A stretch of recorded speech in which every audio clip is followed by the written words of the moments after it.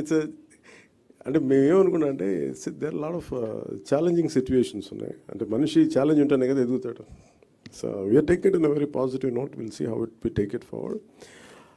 పంచాయతీలకి నిధులు అంటే మెయిన్ ఇప్పుడు ఉదాహరణకి పంచాయతీల్లో నిధులు ఎలా కావాలంటే శ్రీనివాస్ గారు కాకుండా చాలామంది ఔత్సాహిక రైతాంగం చాలామంది వచ్చి పంచాయతీలకి నిధులు ఏంటి అనేది నేను ఒకసారి సజెషన్ అడిగితే కొంతమంది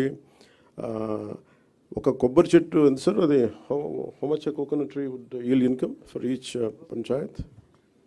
You can say it from there. Actually, in this liquid resource management, we are planning to plant coconut trees for every 30 feet in the roadsides where there is no electric line, telephone lines, and also there enough soil in the roadside.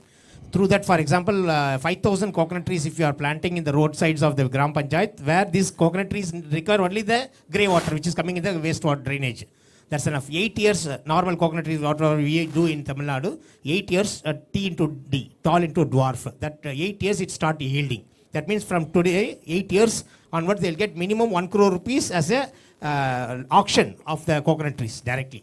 So that, because I traveled all over India, I know that North India, the tender coconut is great demand. There, they never grow there. So we have to send a lot of tender. So that's how village panchayat will get the support. Yeah. Thank you, sir.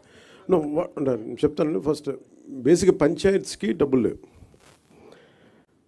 ఒక్కొక్క పంచాయతీకి వచ్చిన డబ్బుల్ని కాన్స్టెంట్గా ఇది మన Swachhandhra corporation కానీ ఇవన్నీ చూస్తే మీకు గాంధీ గారిలో ఆయన ఇష్టమైన కళ్ళద్దాలు ఆయన పెట్టుకునే కళ్ళద్దాలు కనిపిస్తాయి. ఇది ఏంటంటే ఇది గాంధీ గారి ఆశయాలని ముందుకు తీసుకెళ్ళడానికి.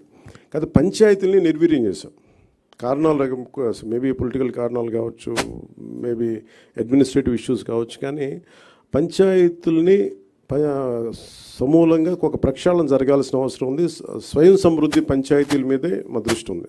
దాంట్లో భాగంగానే ఈ మనకి దాని ఇన్కమ్ సహజంగా వాటిని పెంచుకునేలా ఎలా ఉండాలి దీంట్లో ముందుకు తీసుకెళ్తున్నాం, ఆలోచన చేస్తున్నాం.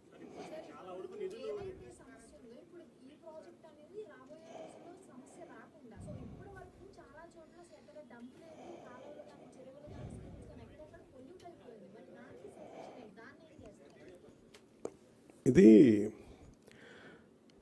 ఇప్పుడు అలావుద్దీన్ అద్భుత దీపంలాగా పెద్దానికి వెంటనే పరిష్కారాలు ఉండవు. బట్ ఫస్ట్ మీరు తెలియజేసుకుంటుంది ఏంటంటే we are very committed to be really Swachh Andhra. అంటే నిజంగా దానికి ఎంతో కొంత ఇప్పుడు నేను అడుగుతుంది కూడా ఏంటంటే ముందు డంపింగ్ యార్డ్, ఇందాక మీరు భీమవరం డంపింగ్ యార్డ్ చూశారు. మీరు అడిగే ప్రశ్నకి ఏంటంటే డంపింగ్ యార్డ్ అసలు ముందు సమస్య ఏంటి, ఇవన్నీ అయిపోయేలోపు అది కదా.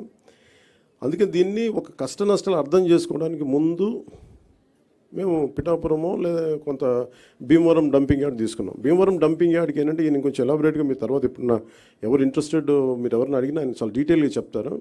ఉదాహరణకి ఆయన ఛత్తీస్గఢ్లో, ఐ థింక్ యూ హ్యాడ్ నేను ఛత్తీస్గఢ్ సార్, యా అంబికా హర్యానా ఛత్తీస్గఢ్ అంబికాపూర్లో ఆయన ప్రత్యేకంగా ఒక ప్రాజెక్ట్ చేశారు. ఇలాగా మనకి డంపింగ్ యార్డ్ ఉంది, ఒక 20 acres dumping yard, and he made it very beautiful. So దానికి మోర్ దెన్ డబ్బు కంటే కూడా చాలా కమిటెడ్